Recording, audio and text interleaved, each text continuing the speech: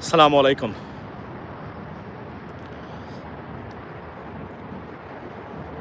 আম প্রধান উপদেষ্টা এবং প্রধান উপদেষ্টার সাথে আসা বহর তারা পৌঁছেছেন বাংলাদেশে আজকে সকালে থার্সডে বাংলাদেশের সময়। তো সবচেয়ে যে গুরুত্বপূর্ণ বিষয়টা আজকের সাবজেক্টের সেটা হলো যে আম যাবার আগে একটা ইন্টারভিউ দিয়ে গেছেন আপনার উপদেষ্টার প্রেস সেক্রেটারি শফিকুল আলম। উনি বলেছেন আওয়ামী লীগকে যে আওয়ামী লীগ একটা চুরচুট্টাদের দল, চেষ্টাদের দল, এদের কোনো ভবিষ্যৎ নাই, এদের কোনো ভবিষ্যৎ নাই বাংলাদেশে। এরা বিতাড়িত হয়েছে এবং এরা কখনো আর বাংলাদেশের রাজনীতিতে ফিরতে পারবে না। আপনি জানেন অলরেডি এটা ভাইরাল বর্তমানে সব জায়গাতে তার এই বক্তব্যটা। লেডিস এন্ড জেন্টলম্যান, আমি আপনাদেরকে বলেছিলাম মনে আছে কিনা যে যে তারা যেভাবে প্রধান উপদেষ্টার বক্তব্যটাকে বিকৃত করে মানে প্রচার করতেছে যে যে কোনো সময় আওয়ামী লীগ ফিরবে বাংলাদেশে, রাজনীতিতে ফিরবে, অর্থাৎ যে কোনো সময় তাদের রাজনীতি, তারা এটার কথার যে কনটেক্সট যেটা বা যে যে ইনিশিয়াল মোমেন্ট সেটা তারা দেখে নাই, না দেখেই তারা বক্তব্য দিচ্ছে এবং বক্তব্য দিয়ে তারা মনে করেছেন। এবং আমি দেখলাম আজকে একজন আওয়ামী লীগের এটা বলছেন আমরা খুব সফলতার মানে খুব কাছাকাছি আছি, বুঝছেন। নিজুম মজুমদার বলতেছে এইসব যুক্তরাষ্ট্রে যে খুব সফলতার খুব কাছাকাছি তারা চলে আসছে, অর্থাৎ যে কোন সময় আরও বড় ধরনের সফলতা তারা পাবেন, সরকার পতন হয়ে যাবে, আওয়ামী লীগ চলে আসবে এবং সফলতার চূড়ান্ত অবস্থানে মানে এনি টাইম মানে বাংলাদেশের সরকার পতন হয়ে যাবে এবং তারা মানে আওয়ামী লীগ মানে ক্ষমতায় চলে আসবে। কল্পনা করতে পারেন কতটা সাইকোপ্যাথ এবং প্রপাগান্ডিস্ট, মানে কীভাবে আশা দিচ্ছে আওয়ামী লীগের এই যে সাধারণ মানে কর্মী বা যারা আছেন দেশ বিদেশে, আবার কিছু টুকাই আছেন মাহমুদের মতো। আপনারা কল্পনা করতে পারেন এদেরকে কীভাবে আশা দিচ্ছে এবং মিথ্যা তত্ত্ব দিচ্ছে, মানে সফলতার সাফল্য খুব কাছাকাছি নাকি আছে। অথচ উনি যে বক্তব্যটা দিয়েছেন সে বক্তব্যের আগাগোড়া কিছুই বুঝে নাই, না বুঝেই বলছেন। উনি একটা উদাহরণ দেখিয়েছেন তারা ফিরতে পারে যে কোনো সময়, বাট মানে মানে মানে উনি বলেছেন আর কি ওই আপনার জেটেও, এটা হচ্ছে মেহেদী হাসান যখন MSNBC থেকে চাকরি চেয়ে চলে গেছেন, যাওয়ার পরে উনি বক্তব্যগুলো দিয়েছেন এবং মূলত অনেকে মেহেদী হাসানকে ভুল বুঝতে পারেন। আসলে উনি ক্লারিফাই করার চেষ্টা করতেছেন যেগুলা আওয়ামী লীগ প্রপাগান্ডা মানে ছড়াচ্ছে চতুর্দিকে, সেই প্রপাগান্ডাগুলাই উনি অ্যাড্রেস করেছেন যে এইটা মানুষ বলে, এটা আপনি কী বলেন। উনি তার মতো করে বলেছেন।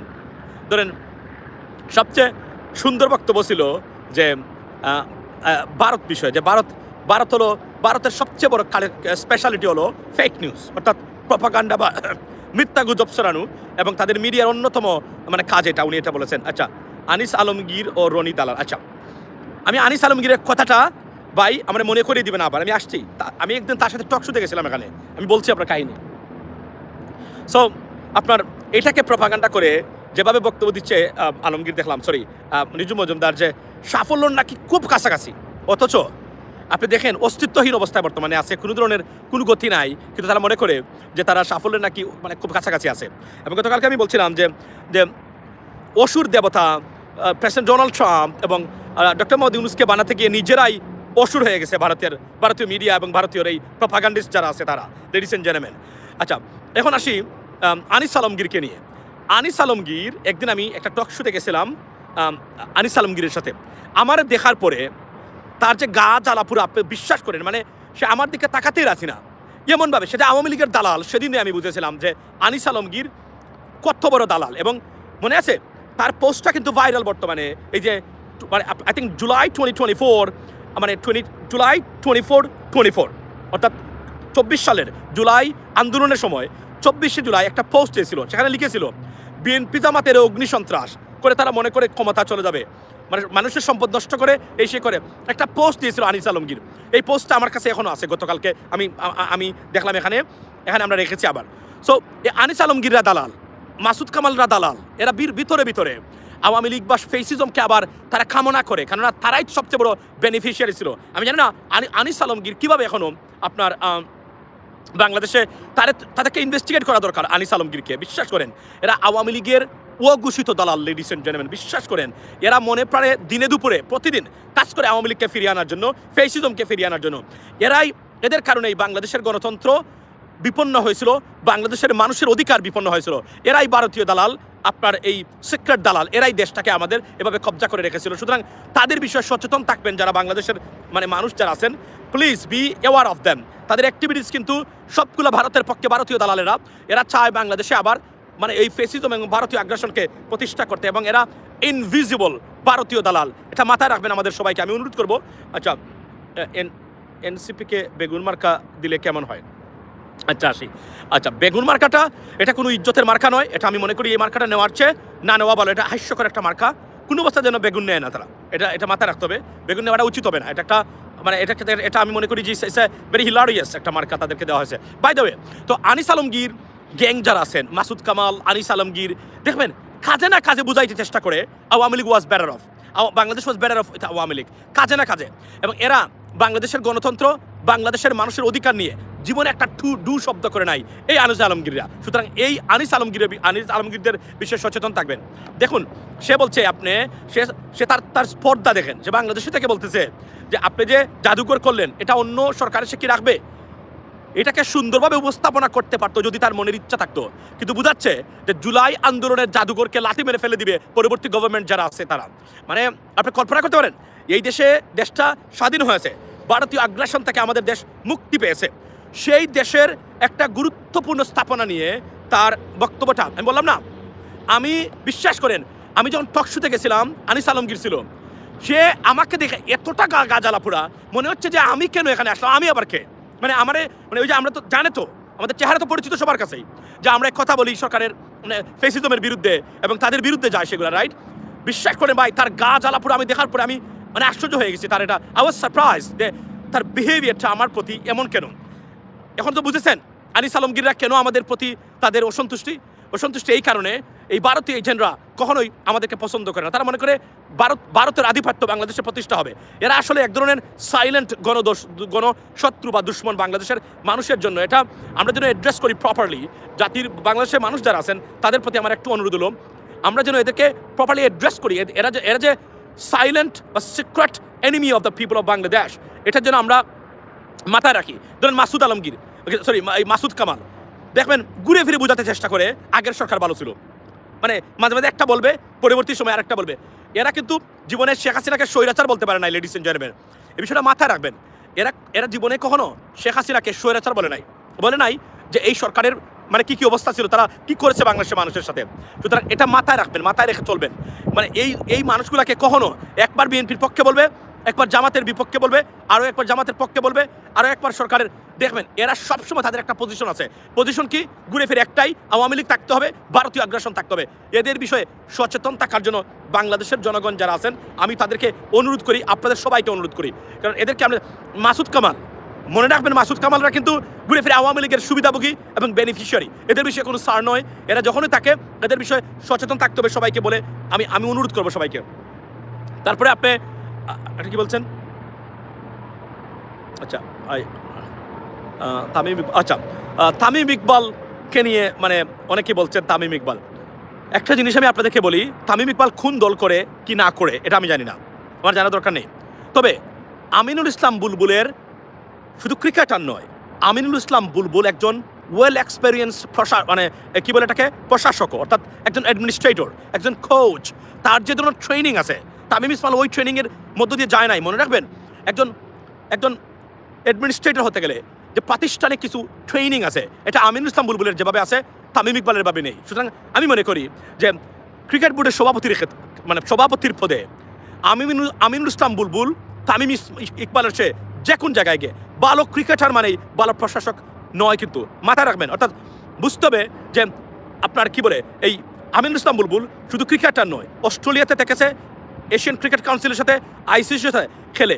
উনি যে ধরনের ক্রিকেট ডেভেলপমেন্টে তার যে এক্সপিরিয়েন্স বা অভিজ্ঞতা, জানাশোনা, দেখা, এগুলা তামিম ইকবালের কোনো অবস্থাতে নাই। সুতরাং বোর্ড প্রেসিডেন্ট হতে গেলে তার মতো একজন ব্যক্তিকে আপনি বিবেচনায় না আনবেন কীভাবে? It's a very vital question. আবেগ দিয়ে মানে কাজ হয় না। আমি জানি না এটা কেন হচ্ছে না, এটা একটা গুরুত্বপূর্ণ বিষয়। মানে তামিম ইকবালকে অন্য জায়গাতে গুরুত্বপূর্ণ কাজে লাগানো যেতে পারে, কিন্তু উঠে এসে ধরেন মানে গায়ক আসিফকে দেওয়া হয়েছে, এটা আমি বুঝি আসিফকে কোন খুঁটায় দেওয়া হয়েছে, আসিফ আকবরকে। সে ক্রিকেটের প্রতি তার ভালোবাসা আছে নিশ্চয়ই, তবে তার চেয়ে ব্যাটার পজিশনে যদি কেউ না থাকে তাকে হয়তো বিবেচনা করা যেতে পারে। কিন্তু এখানে কে এটা আসিফ মাহমুদ এটা নিয়ে এসেছেন ওনাকে, এটা আমরা বুঝতে বাকি নাই, কারণ তার সব জায়গাতে হস্তক্ষেপ এবং বসে বসে উনি করে, এটা আমি জেনেছি অবশ্য, আমরা জানি। So that's what it is ladies and gentleman. ভাই আপনি তো ক্রিকেটের নিউজ দেওয়া কালেক্ট করেন কি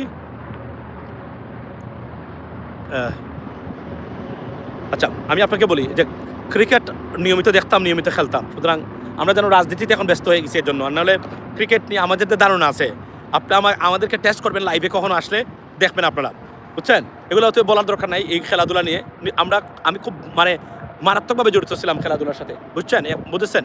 এখন আমরা রাজনীতি বা প্রফেশনাল জগতে আছি, I understand that, very important thing, but আমরা এগুলোর সাথে জড়িত ছিলাম। সো বাই দ্য ওয়ে বলে রাখি যে শফিকুল আলম, আপনারা কি মনে করেন আসলেই কি আওয়ামী লীগ চেসরাদের এবং ছুটছুট্টাদের দল? শফিকুল আলম বলেছেন তারা ওনাকে ডাস্টবিন শফিক দিয়েছে। সত্য কথা বলতে গেলে তাকে যে ধরনের হ্যারাসমেন্ট করতেছে বর্তমানে বিদেশে আওয়ামী লীগ, আনবিলিভেবল। আওয়ামী লীগের লোকেরা সব জায়গাতে তারা হ্যারাসমেন্ট করে থাকে, এটা এক ধরনের ভায়োলেন্স তারা সরিয়ে দিয়েছে। আলহামদুলিল্লাহ, আজকে একটা ফেডারেল এজেন্সির সাথে আজকে মিটিং হলো এই বিষয়গুলো নিয়ে, হয়তো আমরা একদিন সুখবর পাবো আপনার বাংলাদেশের রাজনীতি নিয়ে আপনার আমেরিকার মাটিতে ইনশাল্লাহ। আজকে একটু আগে উঠে আসলাম এক জায়গা থেকে, যদিও আমি কাজে আছি এই মুহূর্তে বলতে গেলে। সো বাস্তবতা হলো যে আপনার আনিস আলমগীরের কথা বলছেন, এদের বিষয়ে খোঁজ রাখবেন। এরা কিন্তু আমাদের দেশের পক্ষে না, এরা ভারতীয় আগ্রাসন আওয়ামী লীগকে পুনর্বাসন করার জন্য গোপনে পয়সা নিয়েছে, কারণ প্রচুর পয়সা। তারা কিন্তু প্রচুর সাংবাদিককে দেশে, প্রচুর চ্যানেলকে আপনার পয়সা দিচ্ছে। দেখুন কালের কণ্ঠ একটা রিপোর্ট দেখবেন, কালের কণ্ঠ কিন্তু বসুন্ধরার, মানে জানবেন, মনে রাখবেন, কালের কণ্ঠ রিপোর্ট দিয়েছে, মানে কত হাজার আপনার ফ্যাক্টরি বন্ধ হয়ে গেছে, ৮২,০০০ বেকার, অথচ গার্মেন্টস পণ্য ইউরোপ এবং আমেরিকাতে রপ্তানি বেড়েছে ইতিহাসের অতীতের যে কোন সময়ের তুলনায়। তাহলে এরা বেকার কেন হলো? এরা কারা আসলে? এরা হচ্ছে সেই গোষ্ঠী যারা লুটপাট করেছে, দেশ ছেড়ে পালিয়েছে দেশের সরকারের পরিবর্তনের পরে। সো এই মানুষগুলার ফ্যাক্টরিগুলাই বন্ধ হচ্ছে, এরাই এখানে এই জায়গাতে আছে। অনেক ক্ষেত্রে সত্য থাকতে পারে, এবার বাস্তবতা হলো এই চুর বদমাশ যারা দেশ ছেড়ে পালিয়েছে, লুটপাটকারীরা, এরাই এখন এই এদের কারখানাগুলাই আসলে বন্ধ হয়েছে, মূলত এটাই হলো। কিন্তু সব ক্ষেত্রে বাংলাদেশের আরএমজি সেক্টরের বর্তমানে উত্থান প্রতিটা ক্ষেত্রেই, তাহলে বেকার হয় কীভাবে আর এদেশে মন্দা কীভাবে আসে? যেখানে ইউরোপ এবং আমেরিকাতে বাংলাদেশের আরএমজি রপ্তানি বৃদ্ধি পেয়েছে নজিরবিহীনভাবে, সেখানে এই সেক্টরগুলো কীভাবে বন্ধ হয় আমি জানি না। আচ্ছা, আওয়ামী লীগ শেষ, এই কথাটা বিশ্বাস করতে কষ্ট হচ্ছে। আমি আপনাদেরকে বলে রাখি, শুনেন, আগামী নির্বাচন যদি হয়, সেই নির্বাচনে বলেছি জামায়াত বিএনপি অথবা কোয়ালিশন গভর্নমেন্ট যেতে পারে, রাইট? তাহলে আওয়ামী লীগ এখানে কিভাবে আসবে আপনি আমাকে বলেন? আওয়ামী লীগ তো নির্বাচনে ban, they banned to participate in any election, right? তাহলে তো তারা ব্যান, রাইট? আসতেছে না, মানে 5 ইয়ার্সের জন্য নেক্সট গভর্নমেন্ট আসছে। বিএনপি যদি ক্ষমতায় যায় বা জামায়াত ইসলামী ক্ষমতায় যায়, মনে রাখবেন ঐক্যের সরকার হবে, ন্যাশনাল সরকার হতে পারে, জাতীয় সরকার হতে পারে, হওয়ার সম্ভাবনা খুব বেশি। সুতরাং সবাই ঐক্যবদ্ধ থাকবে। জামায়াত বিএনপি যদি কোনো জায়গাতে ঐক্যবদ্ধ থাকে, তাহলে তো বাংলাদেশে পৃথিবীর কোনো শক্তি নাই বাংলাদেশে অন্য কোনো শক্তির আবির্ভাব করতে পারে, আনলেস দে ওয়ান ইট, রাইট? এটা বাস্তব, কিন্তু এর বাইরে কোনো হিসাব নিকাশ অন্তত আমি দেখি না। তাহলে আপনি কি মনে করেন তো নির্বাচিত সরকার গেলে শেখ হাসিনা নিজেকে বাংলাদেশে পুশ ইন করার চেষ্টা করতে পারে?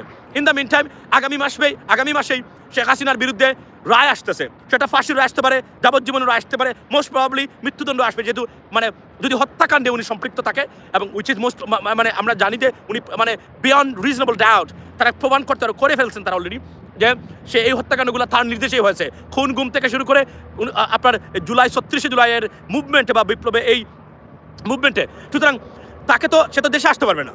তাহলে পরবর্তী সময় বিএনপি বা জামায়াত সরকার যদি চলে যায়, সে আসতে পারবে না। 5 ইয়ার্স যদি সে ক্ষমতার বাইরে থাকে, তার বয়স কত? সে রাজনীতি কীভাবে করবে? ইন দ্য মিন টাইম সে চেষ্টা করলে সব দল মিলে তাকে প্রতিহত করবে। তাহলে তার আসার সম্ভাবনাটা কোথায়? এরপরের বক্তব্যটা আমি দিয়েছি, সেটা হলো নতুন প্রজন্ম, নতুন যে আপনার যে জেনজি আছে, তারা আওয়ামী লীগের আইডিওলজি ধারণ করে না, কেউ করে না, বরং আওয়ামী লীগের আইডিওলজিটাকে তারা মনে করেন এক ধরনের ভ্রান্ত ধারণা, বিদেশি ধারণা, ভারতীয় ধারণা, এটা বাংলাদেশের মানুষের সাথে যায় না। তাহলে আওয়ামী লীগ কোন জায়গা থেকে আপনি বলেন? আমি আবার বলছি 5 to 10 ইয়ার্স আওয়ামী লীগ যদি রাজনীতির বাহিরে থাকে, Awami League will be nowhere in Bangladesh. That's the bottom line. কারণ আওয়ামী লীগকে ক্যারি করা, আইডিওলজিকে ক্যারি করা, বাংলাদেশে প্রতিষ্ঠা করার যে নতুন প্রজন্ম, I mean almost 85% decline by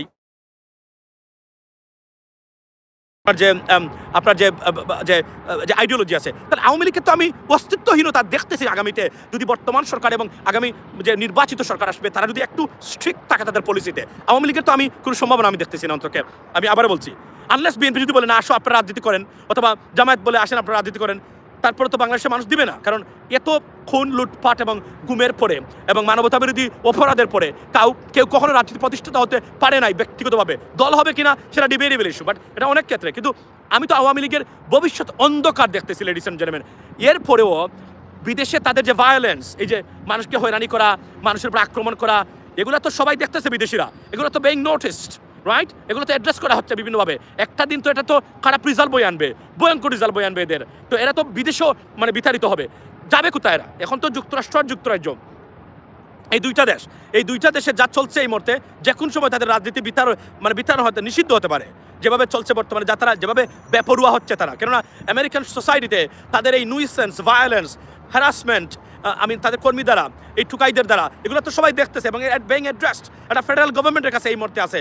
আপনার সত্যি কথা বলতে গেলে তাহলে মিন তো তারা তো আমি এখানেও তাদেরকে বিপন্ন এবং অস্তিত্বহীনতায় পড়তে পারে আওয়ামী লীগ। যে কাজ করলে আওয়ামী লীগ ফিরতে পারতো বাংলাদেশে বা কোনো সম্ভাবনা থাকতে পারতো, সেই সম্ভাবনা আমি দেখতেছি না। তারা মনে করেন বিদেশের ডিম ছুঁড়ে মারা, কাউকে বেজ্জতি করার চেষ্টা করা বা কাউকে মানে উত্ত্যক্ত করা মানে আওয়ামী লীগ ফিরবে। পৃথিবীতে এটা করে কি কোনো দেশ কখনো কোনো দল বা কোনো মানে নেতৃত্ব ফিরতে পারে যে স্ট্র্যাটেজিক ম্যানেজমেন্ট বা স্ট্র্যাটেজি তাদের নেওয়া দরকার। আওয়ামী লীগ তার চেয়ে 100 মিলিয়ন% মানে পিছনে আছে। So they have no possibility. এবং শফিক ভাই সেটাই বলেছেন যে চুরচুট্টা স্বেচ্ছাচারের দল, এদের পক্ষে একটা দেশ, একটা গোষ্ঠী পৃথিবীতে এরা দাঁড়াবে না এদেরকে বাংলাদেশের রাজনীতিতে পুনর্বাসন করার। This is the bottom line, ladies and gentleman, this is the bottom line. এর বাইরে আর কোনো বক্তব্য নাই। কারণ যেভাবে তারা বিদেশে মানে নুইসেন্স এবং ভায়োলেন্স তৈরি করেছে, আইনের দেশ, প্রত্যেকটা দেশে এগুলো অ্যাড্রেস করা হচ্ছে কোথায় কীভাবে তারা করতেছে, এবং সময় লাগবে। এখন তো এগুলা এখনও ওইভাবে ধরেন বিভিন্ন দেশের ফেডারেল এজেন্সিগুলা এটাকে এইভাবে অ্যাড্রেস করা শুরু হয়েছে, করবে একটা পর্যায়ে। তখন কোথায় যাবে তাদের রাজনীতি যদি যুক্তরাষ্ট্রে বন্ধ হয়ে যায়? Awami League is nowhere, trust me, Awami League is nowhere. মধ্যপ্রাচ্যে তো মিছিল বের করতে পারবেন না। আর কোথায়? ফ্রান্সে, সেটাও ইভেনচুয়ালি যদি যুক্তরাজ্যে বাধাগ্রস্ত হয় কোনোভাবে, সেখানে বন্ধ হবে। এবং বাংলাদেশের কমিউনিটি এই দেশগুলোতে যদি জোরালো বক্তব্য রাখে, ঐক্যবদ্ধ হয়ে মানে প্রতিবাদ জানায় এবং কাজ করে, তাদের রাজনীতি সেখানে বন্ধ হবে। কারণ তারা তো ভায়োলেন্সের রাজনীতি মানে বেছে নিয়েছে। তারা তো ভদ্র পলিটিক্স বা মুভমেন্ট কোনো কিছু করতে পারবে না বিদেশে। আওয়ামী লীগ মানেই যেহেতু সন্ত্রাস। This is the bottom line, ladies and gentleman. So আমি মনে করি না আওয়ামী লীগের কোনো ভবিষ্যৎ এই মুহূর্তে আছে। দেশে তারা টিকতে পারবে না। জাতীয় রাজনৈতিক ঐক্য থাকলেই দেশ মানে আওয়ামী লীগ শেষ। আওয়ামী লীগ আর কখনো ফিরতে পারবে না, রাইট? বিদেশে যুক্তরাষ্ট্র, এই দুটো দেশে যেভাবে তারা বেপরোয়া, আপনি দেখবেন যে কোন সময় ওই দেশের গভর্নমেন্ট এগুলো অ্যাড্রেস করতেছে এবং এই কনসার্নগুলো মানে গুরুত্বের সহকারে বিবেচনা করবে, যদি না জনগণ ফুসে উঠে বা প্রতিবাদ জানায় নির্দিষ্ট ক্ষেত্রে। এবং এটা করে ইজি জানানো, যেটা যুক্তরাষ্ট্রে আমরা শুরু করেছি। ইনশাল্লাহ আপনারা অচিরেই দেখতে পাবেন এই বিষয়গুলো অ্যাড্রেস করা হবে। সময় লাগতে পারে। মনে রাখবেন এটা ফ্রি স্পিচের কান্ট্রি, বা ফ্রি স্পিচের নামে ভায়োলেন্স করা, মানুষকে হয়রানি করা, রাজনৈতিক দুর্বৃত্তায়ন মানে on the soil of the United States is prohibited and it cannot be accepted. So therefore, I think eventually they'll be banned in the United States too. That the process has been started and we will work on that, ladies and gentlemen, inshallah. Wait for that. It's not going to be happen overnight, but it is going to be happened eventually. I can tell you that, because এটা করে এখানে পার পাওয়া যাবে না। That's the bottom line. এবং শফিক ভাই সেটাই বলেছেন। চুট্টদের ভাই চট্টগ্রাম নিয়ে কিছু বলবেন প্লিজ। চট্টগ্রাম নিয়ে বলবো কি আমি? চট্টগ্রাম নিয়ে তো আপনারাই ভালো জানেন। সেটা কি? সেটা হলো পাহাড়ে প্রতিটা ক্ষেত্রে ভায়োলেন্স এবং বিশৃঙ্খলা, কেওস সৃষ্টি করে দেওয়া। মনে রাখবেন আওয়ামী লীগ বাংলাদেশে ফেরার একমাত্র মাধ্যম হলো কেওস সৃষ্টি করা। এই কেওসের জন্যই তারা এই কাজগুলো করতেছে বর্তমানে, বুঝছেন? এই কেওস ছাড়া আর কোথাও। এটা হচ্ছে পরিকল্পিত ভারতীয় এখানে জড়িত আছে। তারা টাকা পয়সা আওয়ামী লীগের কাছ থেকে নেয়, এই আমাদের টাকা, বাংলাদেশের মানুষের টাকা, প্রবাসীদের টাকা লুটপাট করে নেওয়া এরাই ভারতকে দেয়। ভারতীয়রা এখানে আমাদের দেশে বিশৃঙ্খলা সৃষ্টি করে। যদি সঠিকভাবে সেনাবাহিনী যেভাবে বলছে 300 কতটা মানে গাঠি লাগবে বা কি বলে এটাকে, এই আপনার এই তাদের যে আপনার তাদের গাঠি লাগবে, তারা বলছে যে অফিস লাগবে, বা আমি সরি শব্দটা ভুলে গেলাম। এগুলো যদি প্রোভাইড করা হয় তাহলে মানে আমাদের পাহাড়ি অঞ্চল আন্ডার কন্ট্রোল আমরা সেনাবাহিনী করতে বদ্ধপরিকর। যদি এটা করে ফেলে তাহলে তো এখানেও শেষ। অর্থাৎ আমি আবার বলছি, সরকার রিস্ক ম্যানেজমেন্ট অ্যাসেসমেন্ট করতে ব্যর্থ হয়েছে। এটা এখনও সময় আছে করা দরকার, যে বাংলাদেশের মানুষের শান্তি, সমৃদ্ধি এবং আপনার স্টেবিলিটির জন্য রিস্কটা কারা risk factors. We don't have any risk factors except Awami League, Sheikh Hasina and Indian আপনার এই মানে পলিসি। এগুলো যদি অ্যাড্রেস করা যায় ঠিক মতো স্বরাষ্ট্র মন্ত্রণালয় থেকে, পররাষ্ট্র মন্ত্রণালয় থেকে, আমি তো মনে করি না এদের আর কোনো গাঠি আছে। বিদেশে যেটা তারা যে সন্ত্রাসী আচরণ করতেছে বিদেশে, এমনিতে তারা ব্যান হবে বিদেশে, কারণ এগুলো তো বেশি দিন মানুষ গ্রহণ করবে না, চলতে পারবে না, চলবে না, একটা পর্যায়ে এটা বন্ধ হয়ে যাবে। এটা তো ওভারনাইট হবে না, যেহেতু গণতান্ত্রিক দেশ, ফ্রি স্পিচের দেশ, বাক স্বাধীনতার দেশ। তারা তো বুঝতেছে এখনো বাক স্বাধীনতা, যখন এটা প্রমাণ হয়ে যাবে এটা বাক স্বাধীনতা নয়, এটা হ্যারাসমেন্ট, তাদের নাগরিকদের নুইসেন্স, তারা নাগরিকদের জীবন বিপর্যস্ত এবং বাধাগ্রস্ত করা, বিশৃঙ্খলা, ভায়োলেন্স ক্রিয়েট করা, যখন এটাকে অ্যাড্রেস করা হবে প্রপারলি, এমনিতে ব্যান হয়ে যাবে। So where they gonna go? They have no place to go eventually. বিশ্বাস করেন, স্বরাষ্ট্র মন্ত্রণালয় যদি অ্যাক্টিভ হয়, সেনাবাহিনীকে দায়িত্ব দেয়, it will be eliminated overnight. পাহাড়ের যে সমস্যা, এটা আপনি নির্দ্বিধায় আমি বলতে পারি, পাহাড়ে তারা কোটি কোটি শত শত কোটি মানে টাকা এখানে বিতরণ করতেছে পাহাড় থেকে একটা বিশৃঙ্খলা সৃষ্টি করার জন্য। এটা আওয়ামী লীগ করবে, ভারত করবে, এ বিষয়ে কোনো সন্দেহ নাই। এটার জন্য আপনি সারপ্রাইজ হবেন না। It was well plan and we knew that. হয়তো সরকারে কেউ জানতেন না, বাট আমরা জানি, যারা স্মার্ট অফিসার আছেন তারা জানেন it could come any time, and that's what exactly happening. তারা যদি অ্যাডজাস্ট করতে পারে, they will be gone forever, ladies and gentleman. So above all, বক্তব্যটা এতটুকুই হলো, আওয়ামী লীগের সন্ত্রাস নির্ভর রাজনীতি বাংলাদেশে ফিরবে না যদি আমরা অ্যাক্টিভ থাকি, যদি ঐক্য থাকে, রাজনৈতিক ঐক্য, আর যদি সরকার অ্যাক্টিভ থাকে। পাহাড়কে কন্ট্রোল করা ইট ইস এ ম্যাটার অফ টাইম যদি সেনাবাহিনী চায়। প্রশ্ন হলো, সেনাবাহিনীতে কি এখনো ভারতীয় দালাল বা আওয়ামী লীগের চর বা দালালরা আছে কিনা? This must be addressed, right? And the second thing হলো, আপনার এই যে এখানে বসে বসে যারা দালাল শ্রেণী আছে, এদের বিষয়ে সচেতন থাকা, দ্যাটস ইট। আওয়ামী লীগ ফিরতে পারবে না, আওয়ামী লীগ ফিরবে এভাবে, আওয়ামী লীগ ফিরতে পারবে না কখনোই, কারণ একটা জাতীয় ঐক্যবদ্ধ আওয়ামী লীগের বিরুদ্ধে, সেখানে সন্ত্রাস আর এই ধরনের ভায়োলেন্স আর ডিম সুরে কখনোই ফিরতে পারবে না Awami League. This is the bottom line. বিশ্বাস করেন আপনারা, যদি তারা বলুক না কেন, এগুলো তাদের কয়েকটা দেশে ঘুরে ফিরে সমান চেহারা, এরা আওয়ামী লীগকে ফিরে পাবে বাংলাদেশে? এগুলো হচ্ছে মানে হাস্যকর ব্যাপার। এবং এই পাগল এবং সাইকোপ্যাথের behaviour, Awami League is over. এভাবে সন্ত্রাসের রাজনীতি করে কখনোই ফিরতে পারবে না। এবং আবার বলছি, 5 to 10 years আওয়ামী লীগ যদি রাজনীতির বাহিরে থাকে বাংলাদেশে, Awami League is done forever. That's the bottom line, ladies and gentleman. So have a blessed day. ইনশাআল্লাহ কথা হবে আগামীকালকে। ভালো থাকবেন। আসসালামু আলাইকুম।